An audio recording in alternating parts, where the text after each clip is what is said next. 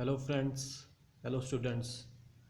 मैं class 11th की class start करने से पहले कुछ बताना चाहता हूँ। इससे पहले कि मैं चैप्टर नंबर 1 बनाऊँ, उससे पहले मैं कुछ आपको बताना चाहता हूँ जो आपको पता होनी चाहिए। कुछ टर्म्स होती हैं, तभी चैप्टर पढ़ने में मज़ा आएगा, तभी हमें कोई दिक्कत नहीं आएगी। वरना वो ये टर्म्स बार बार आएंगी तो हमें पता नहीं चलेगा, फिर मैं बार बार नहीं समझा सकता। तो मैं एक बारी में ही सारी टर्म्स आपको बता देता हूँ आखिर ये होता क्या है, ताकि हमें बाद में प्रॉब्लम ना हो।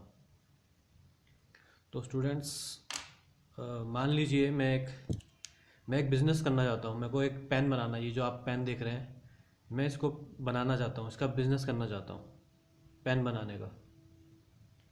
तो मुझे बेसिक रिक्वायरमेंट क्या क्या होंगी, आइए देखते हैं। मैं एक लाइन ड्रॉ कर देता हूँ। मुझे क्या क्या ज़रूरत होगी आप खुद बताइए। ऑब्वियस सी बात है, मुझे पैसों की ज़रूरत होगी। कोई भी बिज़नेस स्टार्ट करने के लिए इन्वेस्ट करना होता है पैसा। तो मुझे सबसे पहले किसकी ज़रूरत पड़ेगी? पैसे की। तो हो सकता है मैं अपनी तरफ से कुछ पैसा लेकर आऊँ, किसी से घर वालों से लूँ, या फिर जो मेरे पास पहले से पड़ा हुआ है वो मैं पैसा अपने बिज़नेस में इन्वेस्ट करना चाहूँगा। तो जो पैसा मैं लगाना चाह रहा हूँ अपने बिज़नेस में, उसे हम कहेंगे कैपिटल। ठीक है, ये होती है कैपिटल। अभी जस्ट मैं इन टर्म्स का ओवरव्यू दे रहा हूँ आपको। इनके बारे में बहुत डिटेल में आगे अपने आप पता चलता रहेगा जैसे कि हमारी क्लास बढ़ती जाएगी। अभी जस्ट मैं एक छोटा सा ओवरव्यू दे रहा हूँ, ताकि हमारा फर्स्ट चैप्टर जो बेसिक सा चैप्टर है उसे पढ़ने में और आगे के चैप्टर्स पढ़ने में कोई परेशानी ना हो। तो मैंने आपको बताया कि जो पैसा मैं इन्वेस्ट कर रहा हूँ अपने बिज़नेस में, उसे कहते हैं हम कैपिटल। तो मैं खुद पैसा लेकर आया ताकि मैं अपना बिज़नेस कर सकूं। मगर मुझे ये पता चला कि अगर मेरे को बिज़नेस करना है, अपना पेन का पेन बनाने हैं, उनको बेचना है, तो जितना पैसा मैं लेकर आया हूँ उतना सफिशेंट नहीं है, पर्याप्त मात्रा में नहीं है वो। तो मुझे और पैसे की ज़रूरत है। तो उसके लिए मैं क्या करूँगा? मैं बैंक के पास जा सकता हूँ लोन लेने के लिए। तो मैंने बैंक से लोन लिया।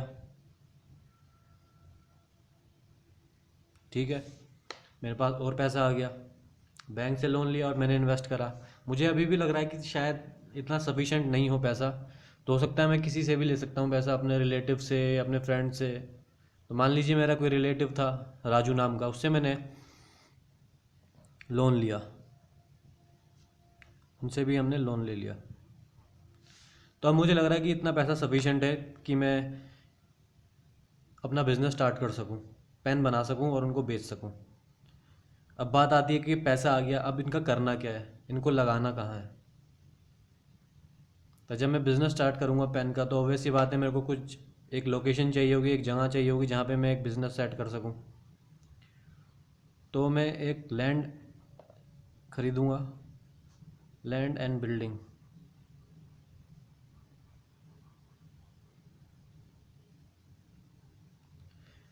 मैंने लैंड खरीदा और उस पर बिल्डिंग बनाई।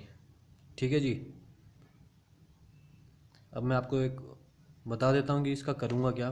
देखिए, मेरे को मैंने जब लैंड एंड बिल्डिंग बनाया, तो पेन बनाने के लिए मुझे एक फैक्ट्री चाहिए होगी जहाँ पे काम चलेगा पेन बनाने का 24 घंटे या जितने भी घंटे। ये तो फैक्ट्री होगी, यहाँ पे काम चलेगा। इसमें और क्या क्या आएगा आगे और बताऊँगा मैं। एक फैक्ट्री चाहिए होगी और साथ ही साथ मुझे एक ऑफिस चाहिए होगा, उस जहाँ पे मैं बैठूँगा, इस ऑफिस में मैं बैठूँगा। यहाँ पे मेरे कॉन्ट्रैक्ट्स डील हुआ करेंगे, यहाँ मेरे रिसेप्शनिस्ट बैठेंगे, यहाँ पे मेरे अकाउंटेंट बैठेंगे जो रोज़ का काम करेंगे। यहाँ पे मैंने कॉलर बिठा रखे हैं ताकि किसी को कुछ प्रॉब्लम हो, कंप्लेंट हो तो वो कॉलिंग कर सके। तो ये मेरा ऑफिस हो जाएगा और यहाँ पे मेरे पेन बना करेंगे, फैक्ट्री है यहाँ पे। तो मैंने एक लैंड परचेज़ करा था इतना, मान लीजिएगा। तो उसके ऊपर मैंने फैक्ट्री बनाई और उस पर एक ऑफिस बनाया। तो लैंड एंड बिल्डिंग, ये हो गया लैंड, और ये दोनों क्या हो गई हमारी बिल्डिंग। ठीक है जी। तो ये बहुत ज़रूरी है बिज़नेस के लिए। तो मैंने लैंड एंड बिल्डिंग खरीदे। अब जी, ऑब्वियस सी बात है, मैंने लैंड एंड बिल्डिंग खरीद लिया। अब उनमें उनके अंदर कुछ सामान भी रखना पड़ेगा। तो सामान का से कहने का मेरा मतलब है कि मैं जो मैंने फैक्ट्री खोली है उसके अंदर मैं रखूँगा क्या, पेन बनाऊँगा क्या, कैसे? ऑब्वियस सी बात है, मुझे कोई, मेरे पास कोई एक मशीनरी होनी चाहिए जिससे कि मैं एक पेन बना सकूं। तो क्योंकि अब मैं अपने हाथों से तो ये पेन नहीं बना पाऊंगा। इसमें देखिए, इसमें काफ़ी कुछ लिखा हुआ है, इसकी शेप देखिए, इसके अंदर ये इसकी कैप है, इसकी रिफ़िल है, इसकी निब है। तो इस ये सब बनाएगी मशीनरी। मैंने मशीनरी रख ली और ये मशीनरी जाएगी कहाँ पर? इस फैक्ट्री में जाएगी मशीनरी। ठीक है जी, फैक्ट्री में मशीनरी जाएगी तभी तो वहाँ पे काम शुरू होगा। मशीनरी गई फैक्ट्री में। ठीक है जी। अब मैं क्या ख़रीद सकता हूँ? अब मुझको ख़रीदना होगा, मान, फर्नीचर। फर्नीचर भी तो ज़रूरी है, फर्नीचर एंड फिक्चर्स।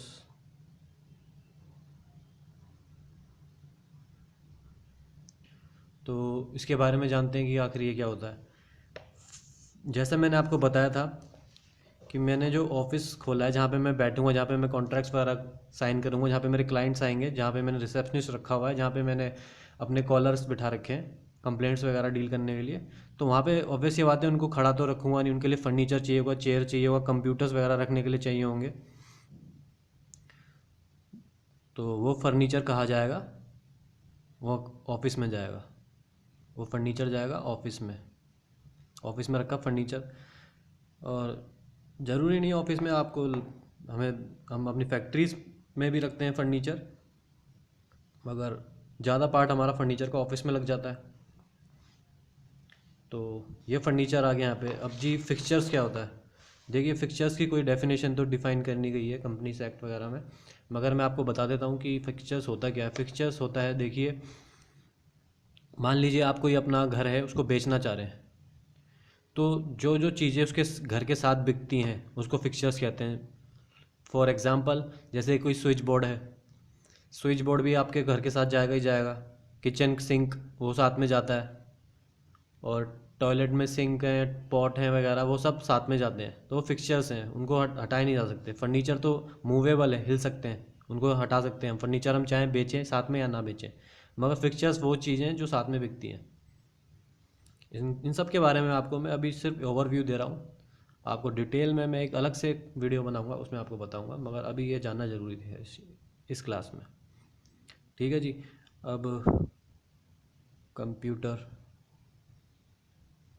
कंप्यूटर भी मैंने ख़रीदूँगा, क्योंकि आपको पता है आजकल के इन्वायरमेंट में, आजकल की जो टेक्नोलॉजी है उसमें सब कुछ ऑनलाइन हो रहा है। तो मैं कंप्यूटर ख़रीदूँगा, मोबाइल ये सब ख़रीदूँगा। तो कंप्यूटर एक मोटा मोटा मैंने रख दिया है, कंप्यूटर भी ख़रीदूँगा। इसे ऑफिस में भी रखना पड़ेगा, फैक्ट्री में भी रखना पड़ेगा। ठीक है जी, ये हो गया। अब ये सब मैंने ख़रीद लिया। अब बात आती है जी कि मैं पेन तो मैंने मशीनरी में बनाऊंगा, मगर मशीनरी के अंदर कुछ डालूंगा तभी तो पेन निकल कर आएगा बाहर, तभी तो पेन बनेगा। देखिए, मैंने बनाया पेन, और मान लीजिए वो 10,000 पेन बनाए मैंने मशीनरी में डाल के अपनी फैक्ट्री में। तो वो 10,000 का स्टॉक होगा मेरा, उसको मैं कहूँगा स्टॉक, जो मैंने पेन बनाया है, जो मेरा प्रोडक्ट है। अच्छा, जो स्टॉक है इसको भी मैं आपको डिफ़ाइन करता हूँ कि ये कितने टाइप का होता है। ये तो मैंने आपको सिर्फ एक टाइप बताया था, जो मेरे प्रोडक्ट बनकर आया 10,000, वो थे स्टॉक। मगर ये होते हैं 3 टाइप के। पहला टाइप, रॉ मटेरियल,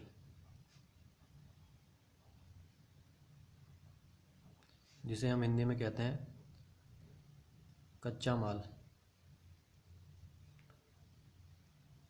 ठीक है जी। इससे क्या मतलब हुआ?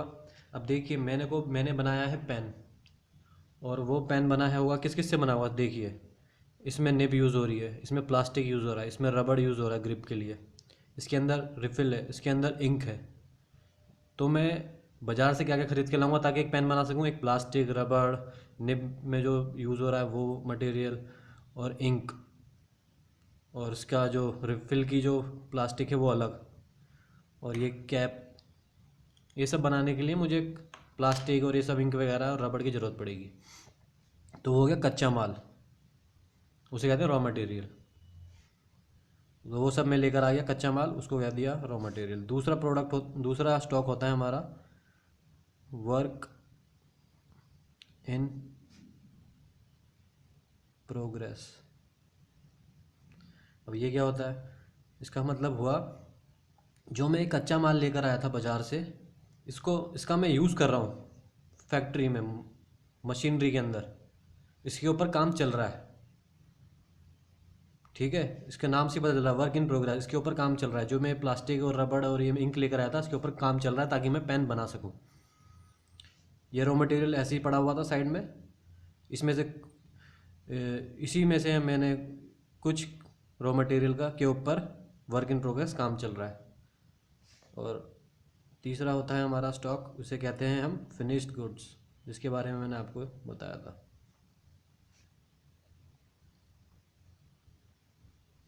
ये क्या होता है? ये वो अमाउंट क्वांटिटी होती है स्टॉक की जिसमें जो बन के इसके नाम से पता चल रहा है कि फिनिश्ड हो चुका है, मतलब इसके ऊपर काम पूरा हो चुका है, ये बिकने के लिए तैयार है।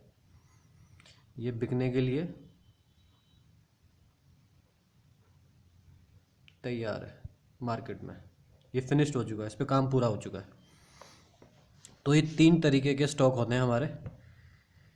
इन तीनों को कि मान लीजिए मैंने ये 10,000 बनाए थे स्टॉक, पेन बना दिए मैंने 10,000। फिनिश गुड जो मेरा बनेगा वो प्रोडक्ट होगा मेरा प्रोडक्ट क्या है? पेन। 10,000 पेन्स बना दिए मैंने। ये मेरे पास रॉ मटेरियल था 20,000 का, 20,000 पेन बनाने का। तो 10,000 तो बन गया 10,000 का, और तो ये कितना होगा? 10,000 जिन पे काम चल रहा है। तो ये तीनों हमारे हो जाते हैं स्टॉक। तो 3 तरीके का स्टॉक होता है, रॉ मटेरियल, कच्चा माल जो पेन बनाने के लिए मैंने ख़रीदा था। एक हो गया हमारा वर्क इन प्रोग्रेस जिस पे काम चल रहा है, और एक जिस पे काम हो चुका है पूरा और पेन बन चुका है मेरा बिकने के लिए मार्केट में। तो इन तीनों का जो हम वैल्यू करेंगे, हमारा जो भी इसका अमाउंट आएगा, उसकी भी तो ज़रूरत पड़ेगी मुझे इन तीनों की। मेरे को लैंड एंड बिल्डिंग की ज़रूरत पड़ी, मशीनरी की ज़रूरत पड़ी, फर्नीचर की ज़रूरत पड़ी, कंप्यूटर की ज़रूरत पड़ी, स्टॉक की ज़रूरत पड़ी। ठीक है जी। और क्या क्या होता है, और कौन कौन सी टर्म्स हो सकती हैं? एक होता है डेटर्स। कुछ बच्चे इसको डेप्टर बोलते हैं, डेप्टर्स तो वो डेप्टर्स नहीं होता है बच्चों, वो डेटर्स होता है, इसे डेटर्स कहते हैं। अब ये होता क्या है वो मैं आपको बताता हूँ। देखिए, डेटर्स होता है, मान लीजिए मैंने 10,000 स्टॉक पेन का बनाया था, जो बना चुका था, जो पेन बना चुका था मैं, फिनिश गुड्स, उसको मैंने मार्केट में बेच दिया। ठीक है जी। अब हुआ क्या, मेरे 5,000 पेन बिके टोटल। 10,000 में से 5,000 पेन बिके, और उन 5,000 में से 2,000 सिर्फ एक क्लाइंट ने ही खरीद लिए। फॉर एग्जांपल किसी एक क्लाइंट ने खरीद लिए, ताकि इजीली समझ में आए इसलिए मैं सिर्फ एक क्लाइंट का नाम ले रहा हूँ। किसी एक क्लाइंट ने मेरे मेरे 2,000 पेन खरीद लिए। क्लाइंट मतलब ग्राहक था मेरा। तो उसने मुझे बोला कि ये जो 2,000 पेन मैं ख़रीद रहा हूँ, इनके पैसे मैं आपको 3 महीने बाद दे दूँगा। मैंने कहा ठीक है, क्योंकि मेरी जान पहचान का था या जो भी। मैंने उसको कहा ठीक है, आप मेरे को 3 महीने बाद पैसे दे दीजिए। तो मैंने उसको उधार पे पैसे दे दिए, तो वो मुझे 3 महीने बाद पैसे देगा। तो वो मेरा क्या कहलाएगा? डेटर्स। उससे मैंने पैसा लेना है, जिससे पैसा लेना होता है वो डेटर्स। ठीक है जी। आपको जल्दी एक बारी फिर रिपीट करा देता हूँ। डेटर्स वो होते हैं जिनको हमने उधार में अपना प्रोडक्ट बेचा होता है, जिनसे हमने पैसा लेना है, बस इतनी सी बात है। आप अपने फ्रेंड्स को भी पैसे दे देते हैं उधार कभी, तो वो आपके डेटर हैं। सिंपल सी बात, वही लॉजिक इसमें यूज़ हो रहा है। आपको मैं बता दूं, अकाउंट्स कुछ नहीं है, बस एक कॉमन सेंस वाली बात है। बस कॉमन सेंस लगाते जाइए और अकाउंट्स करते जाइए। नाम से मत डरिए, नाम टेक्निकली होते हैं, बस इनका जो मीनिंग होता है वो बहुत इजी होता है, जो हमारी लाइफ में हमें सीखने को पहले मिल चुका होता है। चलिए, डेटर्स जान लिया। अब मान लीजिए हमने इतना सारा पैसा इन्वेस्ट कर दिया, लगा दिया बिजनेस में, लैंड खरीद ली, मशीनरी खरीद ली, फर्नीचर खरीद लिया, कंप्यूटर, स्टॉक, डेटर्स भी हो गया। अब हमारे पास काफ़ी पैसा बचा हुआ है अभी भी, हमें लगता है, जो हमें यहाँ से पैसा मिला था, जो मैंने इन्वेस्ट करा था बैंक लोन और राजू से लिया था, मेरे पास अभी भी बचा हुआ है पैसा। तो मैंने सोचा क्यों ना इसको इन्वेस्ट करूँ मैं कहीं पे, ताकि मुझे रिटर्न मिले। जब भी हम इन्वेस्टमेंट करते हैं कहीं पे तो हमें कुछ ना कुछ रिटर्न मिलता है। रिटर्न मतलब मान लीजिए मैंने किसी को लोन दिया है, मैंने लोन दिया है 10,000 का, तो हमें पता है कि हम लोन पे ब्याज लेते हैं, इंटरेस्ट लेते हैं, तो जो इंटरेस्ट आएगा, ब्याज आएगा, वो होता है रिटर्न। तो जो बचा हुआ पैसा है मेरे पास, जो मेरे को लगता है कि मेरे को कहीं इन्वेस्ट कर देना चाहिए, ताकि उसको खाली पड़ा ना रहे मेरे पास, इन्वेस्ट होके कहीं ना कहीं से रिटर्न आता रहे। तो मैंने इन्वेस्टमेंट भी कर दी कहीं पे, किसी कंपनी के शेयर्स खरीद लिए। जैसे लोन पे हमें इंटरेस्ट मिलता है, तो हमें शेयर्स में डिविडेंड मिलता है। ये कहीं भी इन्वेस्ट कर सकता हूँ, उसकी बहुत बड़ी सूची हो सकती है, बहुत बड़ी लिस्ट हो सकती है। मैं आपको, जो हम धीरे धीरे सीखेंगे, बस इतना सोच लीजिए मैंने कहीं पे पैसा लगाया और वहाँ से मुझे रिटर्न मिलेगा। मान लीजिए मैंने किसी को लोन दिया है, वहाँ से मेरे को इंटरेस्ट मिलेगा, ब्याज का पैसा मिलेगा। ठीक है जी, इन्वेस्टमेंट हो गया। अब इतना सब कुछ करने के बावजूद भी मेरे पास कुछ कैश पड़ा हुआ है, या यूँ कह लीजिए कैश तो पड़ा ही हुआ है, बचा ही हुआ है, और साथ में मेरे पास जो मैंने 10,000 पेन बनाए थे, 3,000 तो मैंने उसको दे दिए थे एक डेटर्स को, जिसने कहा था पैसे बाद में दूंगा। 2,000 बचे थे 5,000 में से, वो 2,000 मेरी कैश सेल हो गई थी, कैश मिल गया था मुझे, मैंने बेचे और मेरे को तभी तुरंत कैश मिल गया था, तो वो सारा कैश इसमें आ गया। ठीक है जी, ये भी हो गया। कैश में क्या क्या आ गया। अब एक टर्म होती है क्रेडिटर।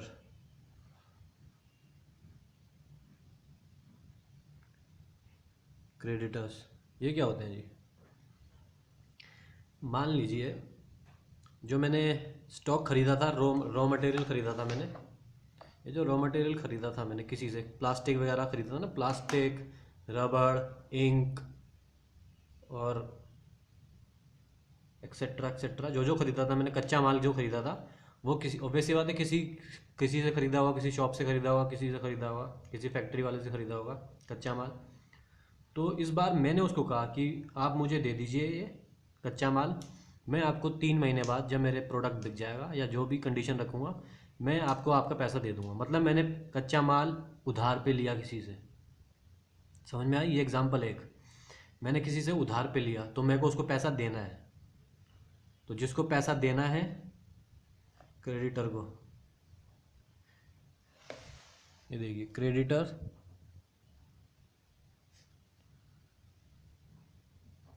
जिसको पैसा देना है। क्यों? क्योंकि मैंने इससे उधार पे सामान खरीदा था। और डेटर्स क्या होते हैं?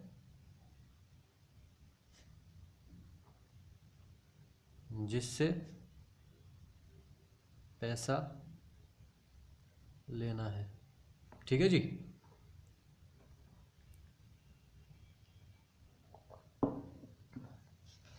तो ये क्रेडिटर्स आ गए यहाँ पे। तो बच्चों, ये जो मैं आपको बताया है, आपको मैं बता दूं, यही हमारी बैलेंस शीट होती है। जी हाँ, इस साइड को हम कहते हैं लायबिलिटी साइड। ये होती है हमारी लायबिलिटीज़ और ये होते हैं हमारे एसेट्स।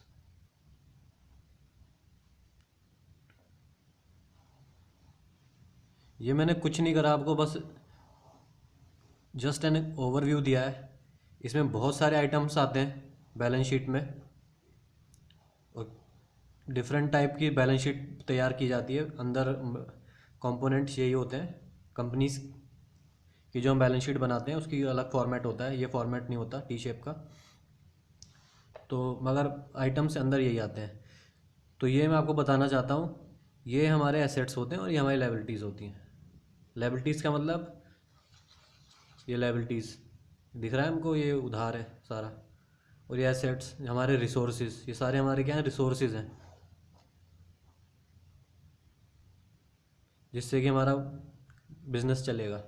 इनके बिना नहीं चल पाएगा। इनको ख़रीदने के लिए हमने पैसा इन्वेस्ट लगाया, कुछ तो मैं खुद पैसा लेकर आया और ये खुद मैंने उधार लिया। अब आप पूछेंगे कि सर ये कैपिटल जो आपने लगाया ये लायबिलिटी साइड में क्यों लिखा आपने? ये आपके माइंड में सवाल आ जाना चाहिए था। अब तक नहीं आया तो कोई बात नहीं, अब हम आपको बता देते हैं। देखिए, बिज़नेस एक अलग चीज़ है और जो उसका ओनर है वो अलग चीज़ है। मैंने बिज़नेस स्टार्ट करा है, मैं अलग अलग इंसान हूँ, और जो मेरा बिज़नेस है वो कानूनी तौर पे अलग चीज़ है। ठीक है, उसको आप डिफरेंट देखिए। मैंने उसको पैसा दिया है, बिज़नेस में लगाया है, हालांकि मेरा ही बिज़नेस है, मगर मैंने बिज़नेस को पैसा दिया है। तो मैं उसको, जैसे कि बैंक ने पैसा दिया है बिज़नेस को, ऐसे ही मैंने भी पैसा दिया है कैपिटल। तो मैं उसकी लायबिलिटी साइड में आऊँगा, क्योंकि मेरे को ये पैसा मिलेगा बाद में वापस।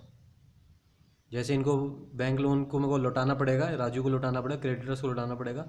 इनकी तो एक अवधि होती है इन तीनों की, इतना टाइम ड्यूरेशन होता है कि इस डेट तक लौटा देना होगा, क्योंकि टर्म्स एंड कंडीशन होती है। ये मेरा पैसा है हालांकि, तो मेरी मर्जी है, मैं जब मर्जी निकालूं, जब मर्जी इसका यूटिलाइज़ करूं, जितना जब मर्जी मैं और पैसा लगा दूं इसमें, इन कैपिटल में। तो बिज़नेस एक अलग चीज़ है और जो उसका ऑनर है मैं, वो अलग चीज़ है। तो मैंने जो बिज़नेस को पैसा दिया, जैसे कि बैंक ने बिज़नेस को पैसा दिया, ऐसे मैंने भी दिया, तो वो भी लायबिलिटी साइड में आएगा। तो इस पूरी बैलेंस शीट को जानना ज़रूरी था, इससे पहले कि हम पहला चैप्टर स्टार्ट करते। अभी ये सिर्फ मैंने एक ओवरव्यू दिया है, मैं बार बार बताता हूँ इसके बारे में, पूरी बैलेंस शीट के बारे में बहुत आइटम्स हैं। अभी एक एक चीज़ समझेंगे हम, एक एक चीज़ बताऊँगा आपको आने वाले वीडियोस में। तो एक चीज़ और बता दूं मैं इससे पहले कि पहला चैप्टर स्टार्ट करूं, कि जो मैं सेल करता हूं, मान लीजिए जो मैंने 10,000 पेन बनाए थे वो मैंने बेच दिए। 10,000 पेन बनाए थे, मैंने बेच दिए। 10,000 पेन्स मैंने बनाए थे, उनकी मैंने सेल कर दी। ठीक है, पेन की कीमत थी, एक पेन की कीमत थी 10 रुपये, तो मेरे पास कितने रुपए आए होंगे? 1,00,000 रुपये। ठीक है जी, 1,00,000 रुपये की सेल हो गई मेरी। क्या मेरा प्रॉफिट यही है? मेरे पास 1,00,000 रुपये आ गए, क्या मेरा प्रॉफिट है? आंसर है नहीं, ये मेरा प्रॉफिट नहीं है, ये मेरी सेल है। प्रॉफिट कब आता है? जब हम इसमें से अपने खर्चे और अपनी कॉस्ट माइनस कर लें। ठीक है, तो इन 10,000 जो मैंने पेन बनाए थे, इनको बनाते वक्त मेरे पैसे लग गए, एक्सपेंसेस आ गए टोटल, मान लीजिए 4,000 के। तो मेरा प्रॉफिट क्या निकलेगा? 10,000 माइनस 4,000, ये आ गया मेरा प्रॉफिट।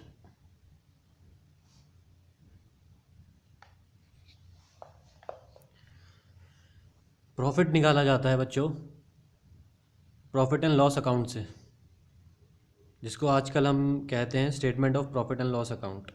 तो उसका भी एक फॉर्मेट है, उसमें बहुत सारे आइटम आते हैं, उसमें भी उसको कैसे निकाला जाता है प्रॉफिट को, वो भी हम आगे जानेंगे। सिर्फ ये इसका एक ओवरव्यू दिया है कि प्रॉफिट होता क्या है।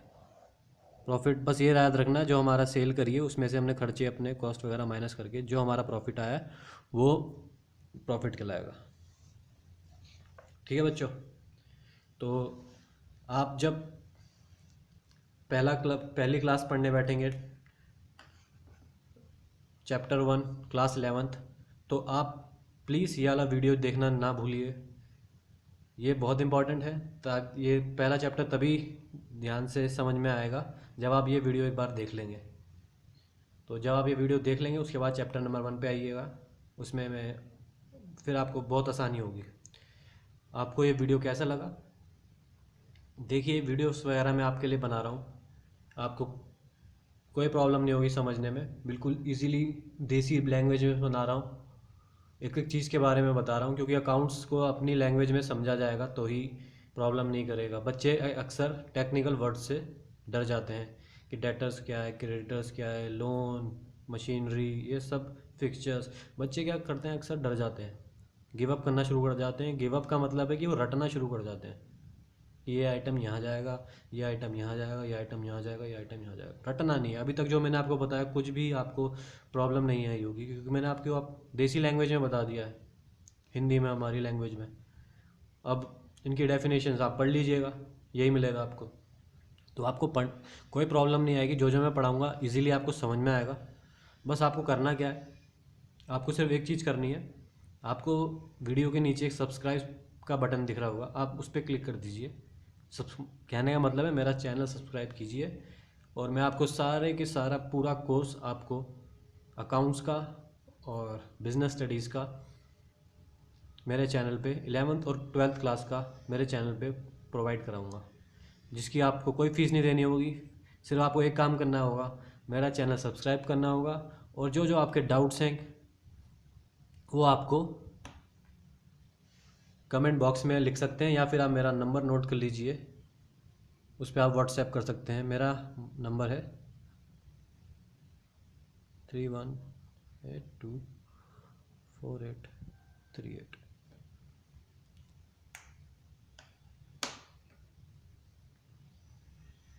तो आप, आशा करता हूँ आपको ये वीडियो पसंद आया होगा। तो आप मिलते हैं नेक्स्ट वीडियो में, जो कि हमारा होगा chapter number 1 of class 11th। Thank you.